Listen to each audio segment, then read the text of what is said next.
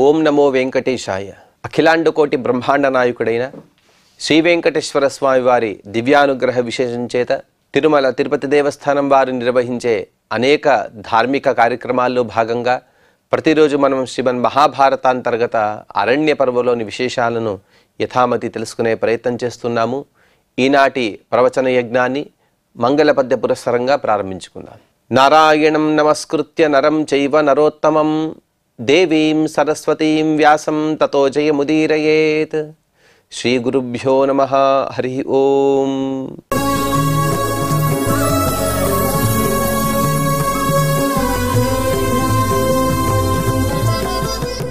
కామ్యకవనంలో మార్కండేయ మహర్షి ద్వారా అనేక విషయాలు మనం ఇతపూర్వం తెలుసుకున్నాం. ఇప్పుడు వ్యాసుల వారు ద్రౌపది మరియు సత్యభామల యొక్క సంవాదాన్ని తెలుపుతున్నారు. ద్రౌపదీదేవి తన పంచభర్తృక 5 భర్తలను పొంది వారిని అందరిని కూడా వశం చేసుకున్నదా, దానికైనా మంత్రాలు కానీ ఔషధాలు కానీ కారణమా అనే విషయాన్ని సత్యభామ తను ప్రశ్నించినది. అదంతా కూడా నాటకం. అనగా యద్యపి తనకు తెలుసు, అలాగే ఇవన్నీ కూడా దుష్ట మార్గాలని తెలిసినప్పటికీ కూడా ద్రౌపది ముఖతః వస్తే జనాలు దాన్ని ఆచరించరు, దుష్ట మార్గాల్ని ఎవరు కూడా అనుసరించకూడదు అనే విషయాన్ని సత్యభామ మరియు ఈ ద్రౌపది యొక్క సంవాదం ద్వారా మనం తెలుసుకుంటూ ఉన్నాం. అలాగే ద్రౌపదీదేవి తన భర్తలను ఏ విధంగా తను సేవిస్తూ ఉన్నదనే విషయాన్ని కూడా చక్కగా తెలుపుతూ, సూర్యవైశ్వానర సమాన్ సోమకల్పాన్ మహారథాన్ సేవే చక్షురహణ పార్థాన్ ఉగ్రవీర్య ప్రతాపినః. ఓ సత్యభామాదేవి, నా భర్తలైనటువంటి అనగా కుంతీపుత్రులైన పాండవులు 5 కూడా వారు సూర్యుడు అగ్నిదేవునితో సమానమైనటువంటి తేజస్సు కలిగిన వారు, అలాగే చంద్రుడిలాగే ఆహ్లాదపరిచే సామర్థ్యం కలిగిన వారు, మహారథులు. చూస్తూనే అనగా వారి చూపుతోనే ఎందరో మహారథులు ఓడిపోతారు, వారి ప్రాణాలను కూడా వదిలివేస్తారు. అటువంటి వారిని సేవించడంలో ఎప్పుడు కూడా నేను నిమగ్నురాలై ఉంటాను, ఎప్పుడూ కూడా అప్రమత్తంగా ఉంటాను. వారికి ఎప్పుడు ఏ సౌకర్యాలు కావాలని కూడా నాకు తెలుసు.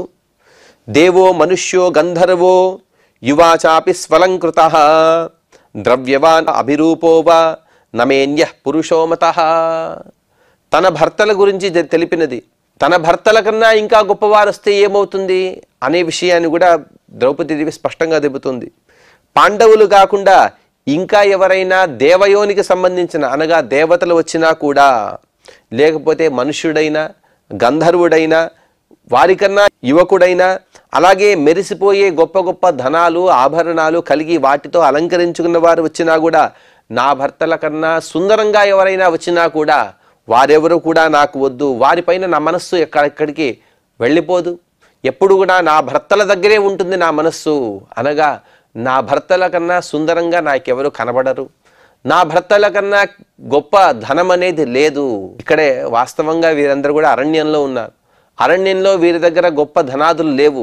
ఇతపూర్వం ఎన్నో ధనాలున్నాయి. భార్యాం క్షీణేషు విత్తేషు అని శాస్త్రం చెబుతోంది. అనగా తను ధనికుడుగా ఉన్న సందర్భంలో భార్య తన దగ్గర ఉండడం గొప్ప కాదు, కానీ తను ధనికుడుగా ఉన్నవాడు బీదవాడిగా మారిపోతే వాడి దగ్గర వాడి భార్య ఎలా ఉంటుంది అనే విషయం చాలా ఆవిడ యొక్క పాతివ్రత్యాన్ని తెలుపుతుంది.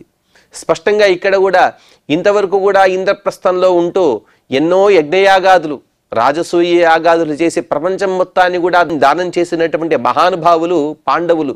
కానీ ఇప్పుడు వారి దగ్గర పైసా కానీ లేదు, ఏవో కొన్ని మాత్రమే ఉన్నాయి. అటువంటి సందర్భంలో కూడా భర్తల యొక్క సేవ, ఆ భర్తల పైన ప్రేమ అనేది 1 ఇంచు కూడా ఆవిడకి తగ్గలేదు. ఆ విషయాన్ని ఇక్కడ స్పష్టంగా తనే చెబుతోంది. నా భర్తలు ఎంత బీదవారైనా సరే వారే నాకు కావాలి, కానీ ఇతర ధనధాన్యాదులు నాకేవి కూడా అవసరం లేదు. నా భుక్తవతి నాస్నాతే నా సంవిష్టే చ భర్తరి న సంవిషామి నాశ్నామి సదా కర్మ కరేష్వపి. అలాగే నా భర్తలకు వడ్డించకుండా నేను భోజనం చేయను. ఇది అన్నిటికన్నా చాలా ముఖ్యమైనటువంటి విషయం. ఈ కాలంలో భర్తలు రాత్రిపూట ఆలస్యంగా రావడము, లేకపోతే మధ్యాహ్నం పూట ఆలస్యంగా రావడమో, వారి రాక కన్నా ముందే వీరే భోజనం చేసి ఉంటారు. అంత మాత్రం కాదు, ఇక్కడ ఇంకొక సూక్ష్మమైనటువంటి విషయం.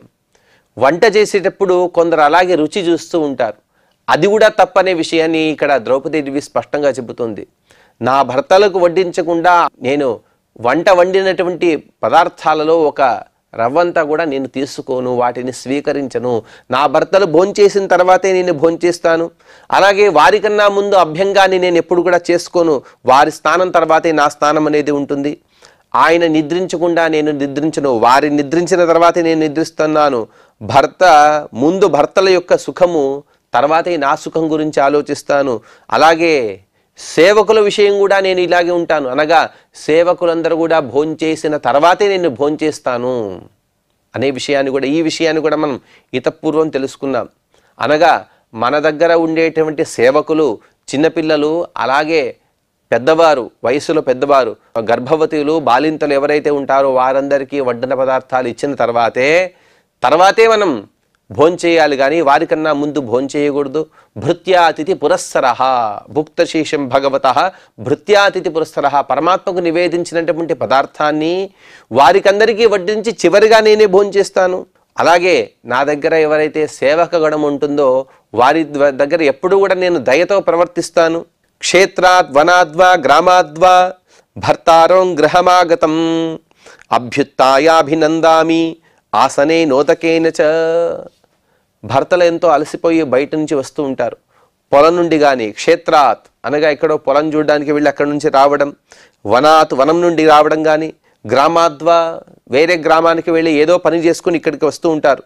వచ్చిన వెంటనే నేను వారికి ఎదురుగా వెళ్ళి నిలబడి నేను వారిని స్వాగతిస్తాను. యద్యపి వారిదే ఇల్లు, వారి ఇల్లు అయినప్పటికీ కూడా ఇల్లాలి యొక్క కర్తవ్యం ఏమిటంటే భర్త లోపలికి వచ్చిన వెంటనే తను లేచి నిలబడి అతన్ని స్వాగతించాలి. అభ్యుత్తాయ అభినందామి, అయ్యో ఎంతో అలసిపోయి వచ్చారు కదా అని అతనికి ఆసనేన ఉదకేనచ, కాళ్ళు గడుక్కోవడానికి నీళ్లు కానీ, లేకపోతే తాగడానికి మంచినీళ్ళు ఇవ్వడం కానీ, అలాగే కాసేపు విశ్రాంతిని తీసుకునే విధంగా సౌలభ్యాన్ని మనం చేకూర్చడం కానీ, ఇటువంటి పనులు నేను చేస్తూ ఉంటాను. ప్రమృష్ట భాండా మృష్టాన్న కాలే భోజన దాయిని సంయత గుప్త ధాన్యాచ సుసంవృష్ట నివేశన.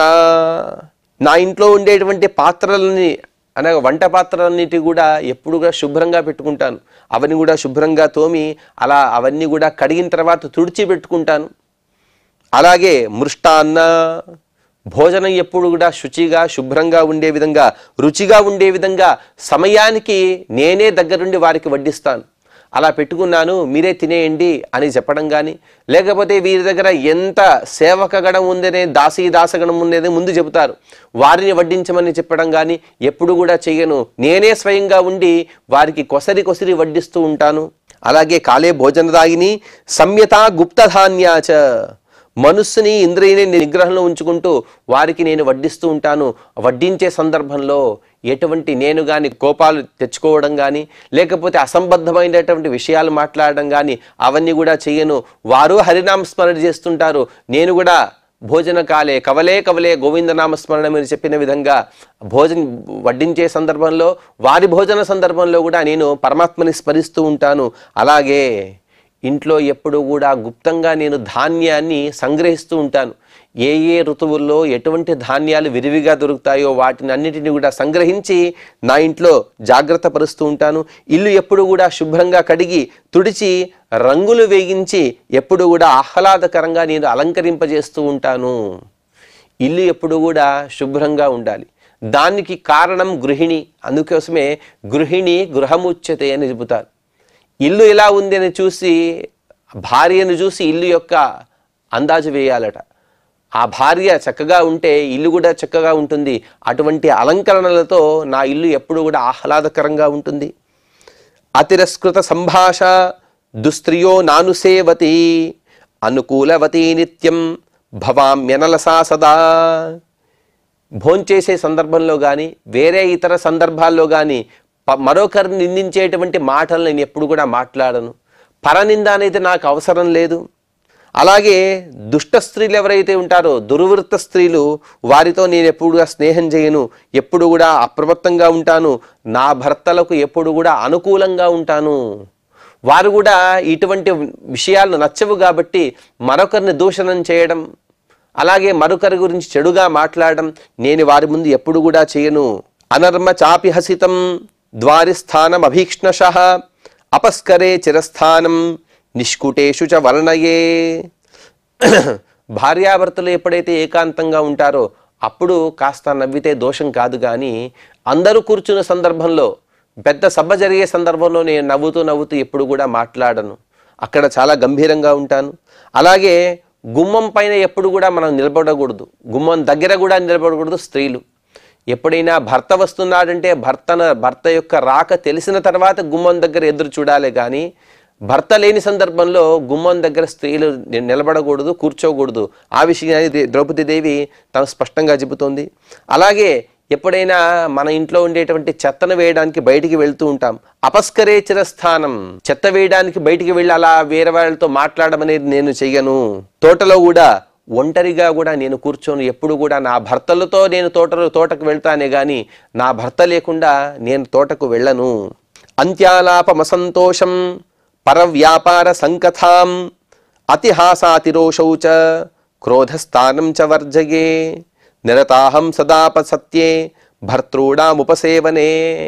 అన్ని చోట్ల కూడా నీచ పురుషులు ఉంటారు. సాధారణంగా ఇంతవరకు కూడా వీధి యొక్క రాజ్యం పక్కనే దుర్యోధనాదులు ఉన్నారు. వారందరూ కూడా నీచ పురుషులు. వారితో నేనెప్పుడు కూడా మాట్లాడను, వారి యొక్క సహవాసమే నాకు అవసరం లేదు. మనస్సులో ఎప్పుడు కూడా అసంతోషానికి చోటు ఇవ్వను. ఎంత ఉన్నప్పటికీ కూడా, సామాన్యంగా పురుషుడికైనా స్త్రీకైనా ఎంత ఉన్నప్పటికీ కూడా ఇంకా కావాలనే తపన ఉంటుంది. అదే అసంతోషానికి కారణం.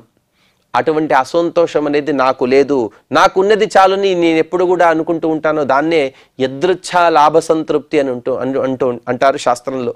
అనగా మనకు దొరికింది ఏదైతే పదార్థం ఉందో దాని ద్వారానే సంతోషాన్ని పొంది ఉండడం. అటువంటి యదృచ్ఛా లాభ సంతృప్తి అనేది నాకు ఎప్పుడూ కూడా ఉంటుంది. అలాగే ఇతరుల యొక్క వ్యవహారం గురించి నాకు అవసరం లేదు, వాటి గురించి మాట్లాడను. క్రోధాన్ని దగ్గరకు రానియను. నిత్యం కూడా సత్యాన్నే మాట్లాడుతూ పతిసేవను నేను చక్కగా చేస్తూ ఉంటాను. సర్వథా భర్తృరహితం నమమేష్టం కథంచన యదా ప్రవసతే భర్త కుటుంబార్థేన కేనచిత్ సుమనో వర్ణకాపేత భవామి వ్రతచారిణి. భర్తలను విడిచి ఒంటరిగా ఉండటం అనేది నాకు ఇష్టం లేదు. అకస్మాత్తుగా భర్త వేరే కార్యాల వలన తను పరదేశానికి వెళితే, ఇతర ప్రదేశాలకు వెళితే నేను ఎటువంటి అలంకరణ చేసుకోను. దాన్నే ప్రోషిత భర్తృక అని శాస్త్రంలో సాహిత్య గ్రంథాలు చెబుతూ ఉంటారు. ఆ విధంగా భర్త ఎక్కడికైనా దూరంగా వెళితే మృష్టానాన్ని కూడా భోజనం చేయకూడదు. చాలా సాత్వికమైనటువంటి, ఎటువంటి ఉప్పు కారము లేకపోతే తీపి ఇవేవి కూడా లేని చప్పడి భోజనాన్ని భోంచేయాలని ఆ గ్రంథాల్లో చెబుతారు. అటువంటి భోజనాన్ని మాత్రమే నేను స్వీకరిస్తూ ఉంటాను. అంగరాగాలు అనగా లేపనాలు వేటిని కూడా నేను పూసుకోను. నిరంతరం బ్రహ్మచర్యాన్ని పాలిస్తూ బ్రహ్మచర్యం యొక్క నియమాలు ఏవైతే ఉంటాయో వాటిని మాత్రమే నేను పాలిస్తూ ఉంటాను. ఎక్కడా బయటికి రాను. యచ్చ భర్తాన పిబతి యచ్చ భర్తాన సేవతే యచ్చ నాశ్నాతి మే భర్త సర్వం తద్వర్జయామ్యహం యథోపదేశం నియత వర్తమాన వరాంగనే. నా భర్తకు ఇష్టం లేని పానీయాలు లేకపోతే ఆహార పదార్థాలు వాటిని నేను తినను, లేకపోతే తాగను. వారికి అవసరం లేనిది, వారికి నచ్చనిది నాకు కూడా నచ్చదు.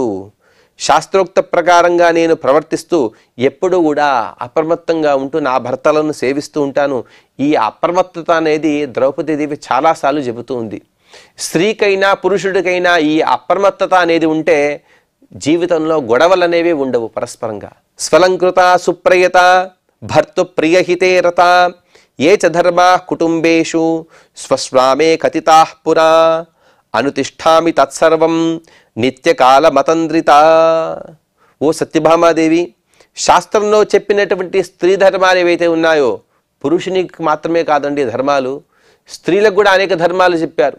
ఆ ధర్మాలన్నింటినీ కూడా శ్రద్ధగా నేను పాటిస్తాను. చక్కగా వస్త్రాలు అలాగే అలంకరణలు వాటిని ధరించి నన్ను నేను అలంకరించుకోవడం అంటే అర్థం ఏమిటంటే నా భర్త యొక్క మనస్సు ఆహ్లాదంగా ఉండడం కోసం. ఎప్పుడూ కూడా అలా స్వచ్ఛంగా లేని మొహం చూస్తే భర్తలకు నచ్చదు. నా భర్తలకు నచ్చే విధంగా నేను అలాగే నా శరీరాన్ని స్వచ్ఛంగా ఉంచుకుంటూ నన్ను నేను అలంకరించుకుంటూ ఆయన నన్ను మెచ్చుకునేలా నేను ప్రవర్తిస్తూ ఉంటాను. ఆయన సుఖాన్ని అందించడమే నా కర్తవ్యం కాబట్టి ఆయన సుఖం కోసం నేను ఏదైనా చేయడానికి సిద్ధంగా ఉంటాను. ఆయన మేలు కోసం ప్రయత్నిస్తూ ఉంటాను. ఆ మేలు చేయడం కోసం ఎన్ని కష్టాలైనా సరే నేను ఎదుర్కోవడానికి సిద్ధంగా ఉంటాను. అలాగే స్వశ్రామే కథితాఃపురా, మా అత్తగారు నాకు ఎన్నో విషయాలు చెప్పారు. ఆ అన్ని విషయాలను కూడా తూచా తప్పకుండా నేను ఆచరిస్తాను. ఇది అన్నిటికన్నా గొప్పదైనటువంటి గుణం. ఎందుకంటే ప్రతి ఇంటికి కొన్ని ఆచారాలు ఉంటాయి. ఆ ఆచారాలని కూడా తెలిసిన వారే అత్తగారు. ఆ అత్తగారి యొక్క మాటలు వినడం అనేది కోడలు యొక్క కర్తవ్యం. అందుకోసమే నా అత్తగారు చెప్పినటువంటి, కుంతీదేవి గారు చెప్పినటువంటి ఏవైతే ధర్మాలు, ఆచారాలు, అలాగే కుటుంబ మర్యాదలు ఉన్నాయో వాటిని అన్నింటినీ కూడా నేను చక్కగా పాటిస్తూ ఉంటాను. భిక్షాబలి శ్రాద్ధం ఇతి స్థాళీ పాకాశ్చ పర్వసు మాన్యానాం మానసత్కారాః ఏ చాన్యే విదితా మమ తాన్ సర్వాన్ అనువర్తేహం దివారాత్రమతంద్రిత వినయాన్ నియమాంశ్చైవ సదా సర్వాత్మనాశ్రిత. ప్రతిరోజు కూడా ఈ ధర్మరాజు యొక్క ఇంటిలో ఎంతమంది భోంచేస్తారనే విషయం తదుపరి వివరిస్తూ ఉన్నారు. ఆ విషయాన్ని ఇక్కడ సాధారణంగా చెబుతూ, సంక్షేపంగా చెబుతూ ద్రౌపదీదేవి గారు భిక్ష, దానము, బలి, వైశ్వదేవము, శ్రాద్ధము, అలాగే పర్వదినాల్లో స్థాళిపాకము, అలాగే ఆదరణీయులను సత్కరించడము, యథోచితంగా వారిని గౌరవించడము, వినయము, నియమపాలన, ఈ విధంగా నాకు తెలిసినటువంటి ధర్మాలు ఏవైతే ఉన్నాయో వాటినన్నింటినీ కూడా శ్రద్ధగా నిరంతరంగా అప్రమత్తంగా నేను పరిపాలిస్తూ ఉంటాను. అనగా ఇన్ని కర్మలు ఉన్నాయి. ప్రతిరోజు కూడా వీటిలో ఏదో ఒకటి 2-3 తారసపడుతూనే ఉంటాయి. ఆ 2-3 గురించి కూడా ఎప్పుడు కూడా ఆలోచిస్తూ ఒకటికి ఒకటి సంయమనం చేసుకుంటూ తను శ్రద్ధగా వారి యొక్క కార్యాలు నిర్వర్తిస్తున్నది. మృదూన్ సతసత్యశీలాన్ సత్యధర్మానుపాలినః అశీవిషానివ క్రుద్ధాన్ పతీన్ పరిచరామ్యహం. నా భర్తలు వీరందరూ కూడా చాలా మంచివారు, మృదు స్వభావం కలిగిన వారు, సత్యాన్ని పాటిస్తూ ధర్మరక్షణం కోసం నిరంతరం కూడా పాటుపడేవారు. అయినప్పటికీ కూడా ప్రజలు విషసర్పాలకు భయపడ్డట్టుగా నేను నా భర్తల పట్ల భయభక్తులను కలిగి ఉంటాను. వారు ఎటువంటి వారైనా కావచ్చు, భార్యగా ఉన్నవారికి భార్యకు భర్త పైన భయము ఉండాలి, భక్తి ఉండాలి. అలాగే భర్తకు కూడా తమ పెద్దల దగ్గర భయము, భక్తి రెండు ఉండాలి. అనగా ఇక్కడంతా కూడా దేన్ని ఆశ్రయించే భయాదులు వస్తాయి అంటే వారికన్నా పెద్దవారు, అది స్త్రీ అయినా పురుషుడైనా. ఉదాహరణకి భార్య తన భర్త దగ్గర ఎంత వినయ విధేయతలతో ఉండాలో అలాగే ఆ భర్త కూడా తన తల్లిదండ్రుల దగ్గర అంతే వినయ విధేయతలతో ఉండాలి. ఈ విధంగా నేను ఎప్పుడు కూడా చక్కటి భయాన్ని, భక్తిని పొంది వారిని సేవిస్తూ ఉంటాను. పత్యాశ్రయో హి మే ధర్మో మత స్త్రీణాం సనాతనః సదేవ సాగతిర్నాన్య తస్య కా విప్రియం చరేత్. స్పష్టంగా చెబుతోంది ద్రౌపదీదేవి. నా అభిప్రాయం ప్రకారం భార్యకు భర్తను ఆశ్రయించి ఉండటమే ధర్మము. పతియే పత్నికి దైవం, దానికన్నా పెద్ద దైవం లేదు. పతియే గతి, పతియే ఆశ్రయము, పతియే గురువు. భర్త తప్ప భార్యకు వేరే ఆశ్రయం అనేది ఉన్నదా? ఏదీ లేదు కదా. అటువంటి పతిదేవునికి అప్రియం చేసేటువంటి స్త్రీ ఎవరైనా ఉన్నారా? అలాగ అకస్మాత్తుగా ఉంటే వారందరూ కూడా దుష్ట స్త్రీలే. అటువంటి మార్గాన్ని మనం ఆశ్రయించకూడదు. అహం పతీన్ నాతిశయే నాత్యష్నే నాతి భూషయే నాపి పరివదే శ్వశ్రూం సర్వదా పర్యంత్రిత. నా భర్తలు తినకముందే నేను ఎప్పటి కూడా భోంచేయను, వారు శయనించకముందు నేను శయనించను, వారికి ఇష్టం లేనటువంటి ఆభరణాలు నేను ధరించను, వస్త్రాలు కానీ. అలాగే అత్తగారిని కూడా నేను నిందించను. అత్తమామల్ని ఎప్పుడు కూడా ప్రేమతో నేను చూసుకుంటూ ఉంటాను. ఎప్పుడు నన్ను నేను నియంత్రించుకుంటూ నా ధర్మాన్ని నేను పరిపాలిస్తూ ఉంటాను. అవధానేన సుభగే నిత్యోచిత తయైవచ భర్తారో వశగామహ్యం గురు శుశ్రూషయైవచ. ఓ సత్యభామాదేవి, జాగ్రత్తగా ప్రతిరోజు కూడా తెల్లవారుజామునే లేచి కాలకృత్యాలతో వాటిని నేను చేసుకుని పతి యొక్క సేవలతో నేను నిమగ్నమైపోతాను. కుటుంబ సభ్యులు ఎవరైతే ఉంటారో వారి అవసరాలు కూడా తీరుస్తూ ఉంటాను. తగిన సేవలు అనగా నా భర్తలైనా లేకపోతే ఇంకా ఇతర ఏ కుటుంబ సభ్యులు ఎవరైతే ఉంటారో వారిని సేవించడానికి నేను ఎప్పుడు కూడా సిద్ధంగా ఉంటాను. ఇంట్లో పెద్దవారిని గౌరవించడం, ఆ గౌరవించడం వలనే వారికి సేవలు చేయడం, దీని ద్వారానే నా భర్తలు ఎప్పుడు కూడా నన్ను ప్రేమిస్తూ ఉంటారు. భర్తల యొక్క ప్రేమను పొందడానికి కారణం ఏమిటంటే, ఏ విధంగా అయితే నీవు నీ భర్తను గౌరవిస్తావో అలాగే నీ ఇంట్లో ఉండేటువంటి పెద్దలను కూడా గౌరవించాలి. తద్వారా మాత్రమే నీ భర్త నిన్ను ప్రేమిస్తాడు అనే విషయాన్ని ద్రౌపదీదేవి స్పష్టంగా చెబుతోంది. నిత్యమార్యామహం కుంతీం వీరసూం సత్యవాదినీం స్వయం పరిశరామ్యేతాం పానాచ్ఛాదన భోజనైః. ఇంతకుముందు చెప్పిన శ్లోకానికే సంవాద రూపంగా తను చేసేటువంటి కర్మలను కూడా ఇంకా స్పష్టంగా ద్రౌపది అమ్మవారు చెబుతున్నారు. ఆవిడ చెబుతున్నారు, మా అత్తగారు కుంతీదేవి ఆవిడ వీరమాత, నిత్యం ఆర్యాం పూజ్యురాలైనటువంటి ఆవిడ, వీరసు వీరులైనటువంటి కుమారులను పొందిన ఆవిడ, వీరపత్ని మహావీరుడైనటువంటి పాండురాజు యొక్క భర్త. అటువంటి ఆవిడని స్వయంగా నేనే ఆవిడను సేవ చేస్తూ ఉంటాను. ఆవిడ యొక్క సేవను మరొకరికి ఒప్పచెప్పను. ఎందుకంటే నాకు అత్తగారు కాబట్టి. అంటే ఇంట్లో కొన్ని లక్షల మంది దాసులు ఉన్నారు. అయినప్పటికీ కూడా వారిని సేవించడం నా కర్తవ్యం కాబట్టి ఆ సేవ యొక్క భాగ్యాన్ని మరొకరికి నేను ఇవ్వను. అంటే ఆవిడకు కావలసినటువంటి ఆహారం కానీ, నీళ్లు కానీ, వస్త్రాలు కానీ అన్నిటినీ కూడా నేనే స్వయంగా ఆవిడకి అందిస్తూ ఉంటాను. నైతామతిశయే జాతు వస్త్రభూషణ భోజనైః నాపి పరేవ దేచాహం తాం పృథాం పృథివీ సమాం. సాక్షాత్తుగా భూదేవి సమానురాలైనటువంటి ఆ కుంతీదేవి ఆవిడనే పృథాదేవి అని కూడా పిలిచారు. ఎందుకంటే పృథు చక్రవర్తి యొక్క కుమార్తె కాబట్టి. అటువంటి ఆ పృథాదేవిని నేను ఎప్పుడూ కూడా ఆవిడ కన్నా విశేషంగా ఉండాలని నేను అనుకోను. ఉదాహరణకి ఏదైనా మధుర పదార్థం వచ్చిందంటే, అయ్యో ఇది మా అత్తగారు తింటే ఎంత బాగుంటుంది, నేను ఆవిడ కోసం దాన్ని అట్టి పెడతాను కానీ నేను దాన్ని భోంచేయను.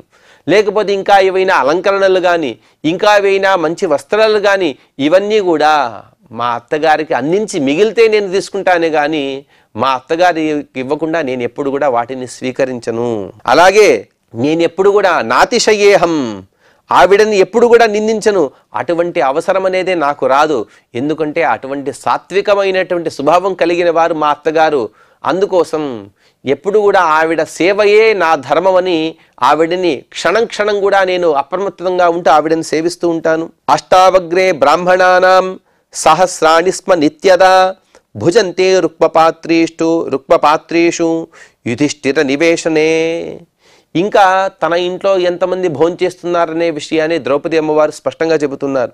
పూర్వం ధర్మరాజు యొక్క భవనంలో 8,000 మంది బ్రాహ్మణులు బంగారు కంచంలో భోంచేసేవారట. ఇది ప్రతి పూట ప్రతిరోజు కూడా 8,000 మంది బ్రాహ్మణులు బంగారు కంచంలో భోంచేసేవారు. అలాగే 88 సహస్రాణి స్నాతక గృహమేధినః 30 దాసీకైకైకో యాన్ బిభర్తి యుధిష్ఠిరః. అలాగే ఇది వరకు అనగా ఇంద్రప్రస్థంలో ఉండేటువంటి సందర్భంలో 80,000 మంది గృహస్థ బ్రాహ్మణులు వీరందరూ కూడా భోంచేసేవారు. వారందరూ కూడా బంగారు కంచమే. ఒక్కొక్క బ్రాహ్మణుడిని సేవించడం కోసం 30 మంది దాసీదాసులు ఉండేవారట. అనగా 80,000 ఇంటూ 30 అని పెట్టుకుంటే దాదాపుగా 2,40,00,000 మంది సేవకులు ఉండేవారు. ఇది ఎవరినంటే వీరి ఇంట్లో భోంచేసే వారిని సేవించడం కోసం ఉండేవారు మాత్రమే. వీరు కాకుండా ఇంకా చాలామంది ఉన్నారు. దశాన్యాని సహస్రాని ఏషామన్నం సుసంస్కృతం హ్రియతే రుక్మపాత్రేభిః యతీనాం ఊర్ధ్వరేతసాం. ఇంకా ఊర్ధ్వరేతస్కులు అనగా మహాబ్రహ్మచర్యంతో ఉండేటువంటి బ్రహ్మచారులైనటువంటి యతీశ్వరులు ఉన్నారు. వారెంతమంది ఉన్నారంటే 10,000 మంది ఉన్నారు. 10,000 మంది వారందరూ కూడా ఇక్కడే భోజనానికి రారు. కానీ వారు ఎక్కడో ఉంటారో వారు ఉన్న చోటికే నేను ఆ 10,000 మంది కూడా నా ఇంటి నుండే భోజనాన్ని పంపిస్తూ ఉంటాను. ఇదంతా కూడా నా కర్తవ్యమే. తార్ సర్వాన్ అగ్రహారేణ బ్రాహ్మణాన్ వేదవాదినః యథార్హం పూజయామి స్మ పానాచ్ఛాదన భోజనైః. నేను ఆ విధంగా వేదాన్ని చక్కగా తెలుసుకున్నటువంటి బ్రాహ్మణులు అలాగే ప్రతిరోజు కూడా వైశ్వదేవం కాగానే వారందరూ కూడా భోజనాలు ఏర్పాట్లు చేసి వారికి కావలసినటువంటి అన్నపానీయాదులు కూడా నేనే ఏర్పాటు చేస్తాను. సామాన్యంగా మన ఇంటికి ఒకరిద్దరు భోజనానికి వస్తేనే మనం తత్తరపడుతూ ఉంటాం. కానీ కొన్ని కోట్ల మంది ఇక్కడ భోజనానికి వచ్చారు. అంతమంది కూడా అన్నం కానీ పానీయం కానీ ఎటువంటి తక్కువ రాకుండా ఈవిడే అన్ని వ్యవస్థలు కూడా చూసుకుంటున్నారనే విషయం ఇక్కడ స్పష్టంగా ద్రౌపది అమ్మవారు చెబుతున్నారు. ఇంకా ఆ ద్రౌపది అమ్మవారు ఎటువంటి కార్యాలు నిర్వర్తించారనే విషయాన్ని మనం తదుపరి ప్రవచనంలో తెలుసుకునే ప్రయత్నం చేద్దాం. ఇక ఈనాటి ప్రవచనాన్ని శ్రీ శ్రీనివాస పరబ్రహ్మ యొక్క పాద పద్మములను సమర్పణ చేస్తూ క్షమాప్రార్థన మరియు మంగళ పద్యాన్ని పలుకుదాం.